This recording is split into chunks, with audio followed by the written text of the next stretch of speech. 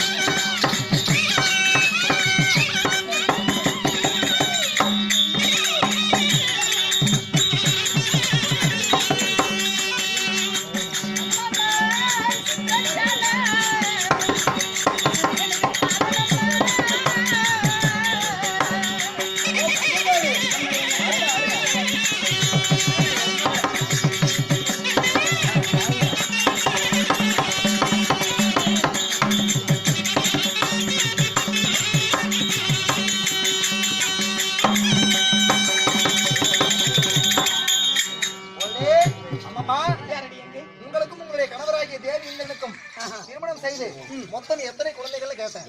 அம்மா தேவகி திருமணம் செய்து எங்களுக்கு என்று சரி 3 பிள்ளைகள். 3 பிள்ளைகள். ஆமா. அதுல ஆண் எத்தனை பெண் எத்தனை? ஒரு ஆண் மகன் 2 பெண் குழந்தைகள். ஓ சரி சரி. வரம்பரைக்கு அவசரம் 2 பொட்ட பிள்ளைங்களை பெத்து வச்சிருக்கீங்க. எப்படியான உடம்பரை கல்யாணம் பண்ணிக்குவான் உடம்பரைக்கு தான் கல்யாணம் பண்ணி கொடுப்பாங்க. அதான் உடம்பரையாருக்கு 2 பொட்ட பிள்ளை பெத்து வச்சிருக்கீங்க. எனது மூத்த மகனாகிய சித்திரசேனன் சரி மற்றும் தெய்வானையை அதாவது அழகிலே சிறந்த கடவுள் ஆகிய யாரு பழனி மலையில் இருக்கிறவரு நம்ம பாரி விட்டு போய் முருவேன் பழனியில இருக்கிறவர் யாருப்பா? முருக பெருமானுக்கு திருமணம் செய்திருக்கிறோம். சரி. மற்றும் இளையவளாகிய மந்தரமாலை இருக்கிறார். சரி. ஒரு முக்கியமான விஷயம் சொல்லலாம்னு வந்தேன். முக்கியமான வியாதியா? முக்கியமான வியாதி எல்லாம் முக்கியமான விஷயம். அப்படியா? உங்களுடைய கனவு தானே தேவேந்திர மன்னன்? ஆமாங்க, எங்க வீட்டுக்காரர் தான். அவருக்கு என்னாச்சு ஏதாச்சும் சொல்லுங்க. ஐயோ போச்சு.